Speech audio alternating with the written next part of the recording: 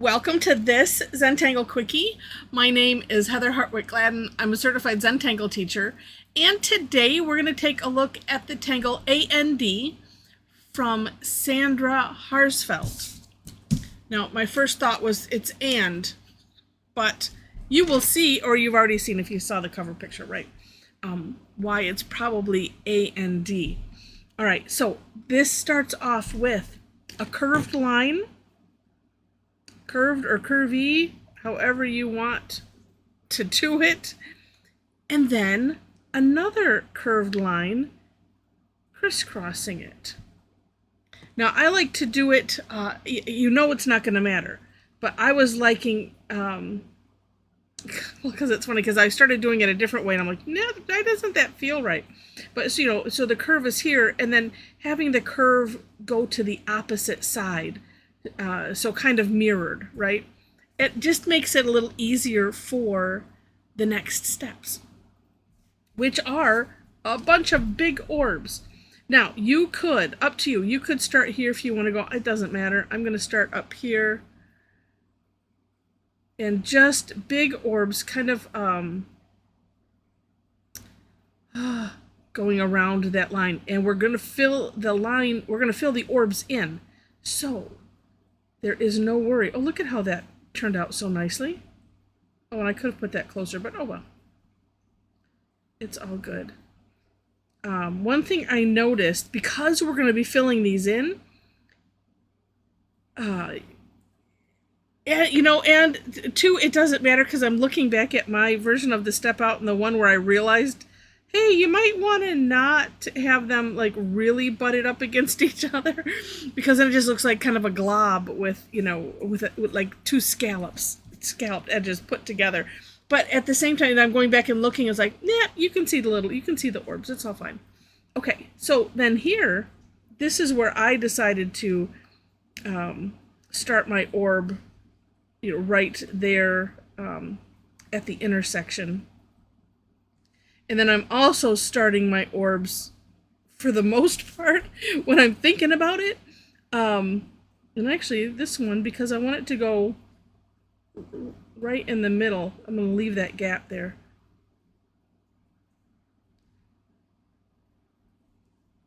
I forgot what I was going to say. I was saying something and then I interrupted myself. Oh, well. Oh, I was trying to say, I like to have the line be as close to in the middle of the orb. So if I started it here, then it would just like, that's not going to work for me. And it's Zentangle. It doesn't matter.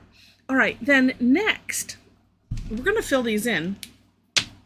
And one additional nice thing about really working to have your orb kind of centered around those lines is if you want to do, well, I'm going to call it a pre-shine, maybe. I don't know. A shine in there. So, as you know, I like to do a little orb first, usually. And this, I'm going to aim to pick, well, it doesn't matter. I'm going to kind of pick a side and stick to it, or a position where I have the orb, but it's one of those it's not going to matter. But what's nice is if you have enough room on one side or the other, wherever you want to have your little shine space,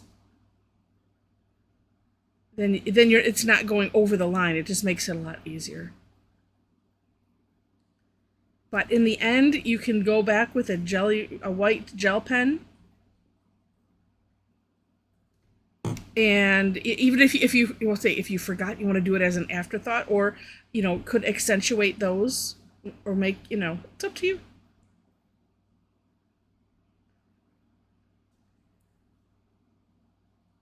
See, well, you know what? I'm gonna do one row first, I guess, because part of me wants to not go over. Now, the challenge with this graphic one is with that thick nib, thick-ish, right? Oh, let's see. You can see. You just have to be careful as to not make something you have to go back and course correct. Now here, I can go and I can course correct that so I can have them at least sort of touching, and I probably could do right here too. Right there. Boom, boom. Look at that.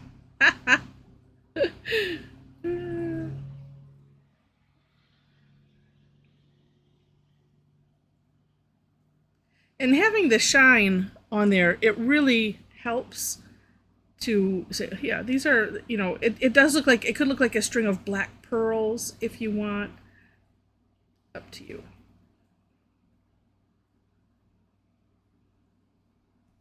Let's get that in there.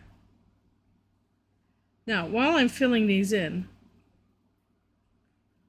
if you have been enjoying Zentangle and you would like to, let's see, no, wait a minute, let me think.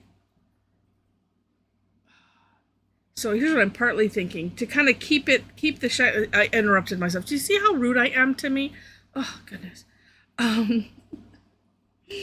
If you wanted to keep the shine at a consistent place on the orb, so this is where I'm thinking could do here, and that would make sense, because if I'm looking at each individual orb, it's kind of on the upper right of it, and that's right where that would be. You don't have to worry about that. Sometimes I do, sometimes I don't. Just depends. And the nice thing is you can do it. If you don't like it, fill it all in and use the white jelly roll however you want.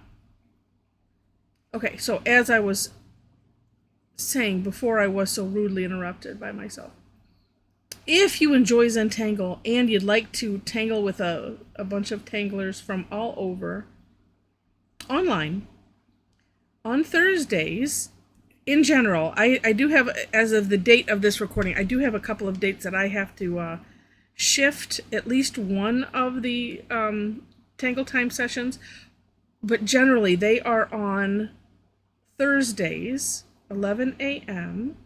and 7 p.m. Eastern Time, and it's free. We do the same Tangle both sessions. A lot of people come to both because it's so much fun, and then you get to either, you know, try out something new that you spied from the, you know, the screen share that we do, or if you went too elaborate and couldn't finish in the hour, you can finish up whatever it was you were working on. It doesn't matter. It all works. You could just come and pop in and say hi and just watch and listen and, you know, enjoy. You don't even have to tangle if you don't want to. We have a lot of people that do that because it's fun. All right. Information for that. If you go in the description section, you will see links to the step outs. Then below that is my link tree.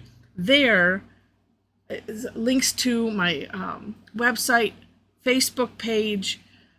You can follow me for classes specifically. On my website, you can follow my blog.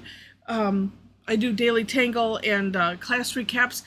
At some point, I'm going to have this a lot more organized where, you know, if you want to sign up for class posts, that I will do them, you know, either from a blog or from somewhere where I'm not doing things on 12 different platforms. We shall see. But right now, there's that. There's other places that I have listed there to follow me for classes. So if you're interested, there you go. And by the way, I do have some that are on Tuesdays that have a fee, just so that we are aware. But Thursdays, Tangle Time, always free. Come and join us. All right, next step with this is we're going to put some lines in it. Looks like she kind of has them coming from the center. Ooh, but then you're going to have to figure out, oh, well, you know what? If you were careful here. So here's what I'm going to do. I'm going to leave that one. Oh no, I guess I could put a little line there. And I'm going to work my way out here and just kind of pairing them up. And see, I wasn't thinking about that part earlier. I'm also thinking maybe a thicker pen. I don't know. But you know what? You can always do things with the thin pen and then go back and either redefine it with the same pen, which will make it a tad thicker, or you know, just go over it with a you know, with a thicker pen. All right, so that one, well, it just makes it a little convincing. You don't have to do that on these center ones. It's a little difficult, but here we go. And then here, I'm just going to pretend, oh, you can see there would be one, like right there-ish, and here. And so I'm thinking better to work from the center out.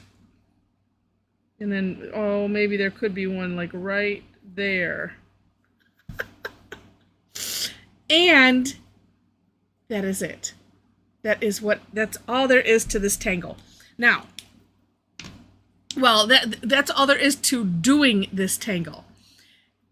To have even more fun with it, do take a look at the For More Inspiration link in the description section so you can see some of the way, or, well, yeah, you can see Sandra's sample. It looks like there's just one. But then also, I always like to look at Linda's. And now Linda did something interesting. She did double lines on these. And so that's neat. I am going to do some shading. I'm going to do underneath here first. Oh, and you know what? I think I'll leave a little bit of a gap.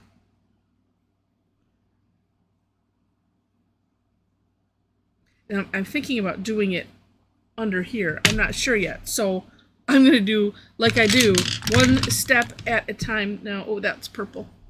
We don't want purple on there. Oh, here's, yeah, one of the 100 that I have that are falling apart. You know, and the neat thing is, so you could do it a little ways away, and if you don't like it, then you could just push that graphite right up to those orbs. Oh, I kind of like it with just a little bit. And yeah. Now, the question is, because I could do them under, that would create maybe some interesting depth. I don't know, or I could put it just on top. Let's just put it on top. Yeah. So also interesting, and when you look at Sandra's sample, because she has these coming from all kinds of different directions, you know, kind of meeting sort of in the center, but then some of them where it's wide enough, she's used this as essentially a reticula and put some other tangles in there. So however you want to end up finishing this, I mean, how fun is that? Okay, if I didn't want to go over this line that I have created, I just wanted to fuzz it a little bit instead of having it make it harsh. But it's like, why isn't it going? If I didn't want to do it, then it, you know, it's just the way it works. It's always backwards and opposite. But how clever is that? Neat, neat. And I can totally see this as a border, as a fill-in, as a feature tangle, like your centerpiece or something. Again, take a look at Sandra's work there, and see where it takes your imagination. All right, let's see. That is it. Okay, so again, how do I want to position that? Maybe like this. All right, so if you enjoyed this, please click on the like button. If you liked it enough to see more, would love to have you be a subscriber to the channel. I mentioned the description section already. Another thing I want to highlight on my link tree is if you'd also like to be a part of our Tangle Addicts community, then come and join us. A link is there. There are 4 questions that you have to answer in order to gain entry, and then that's it. And we would love to have you. The 4 questions you'll see when you see them. You know, and if it's one of those, if you don't like them, then you don't answer them, and it's fine. But it sets the tone for our group, and some expectations, and some, here's where, make sure to, one of them is make sure to read, I put a post out every Sunday night. It's kind of an automatic post that welcomes everybody that joins during the week, after whatever, the post is, I think it's like 8 or 9 o'clock on Sunday night, my time. So if you've joined after that, up until that point, then it welcomes you. And on that post, I have some, here's how to engage. Here's how to get involved. Here's the fun that you can have. Here's places to look, it's just to get to know the group and the group page and stuff like that. So, so that way you're not just like, okay, I've joined the group and now what?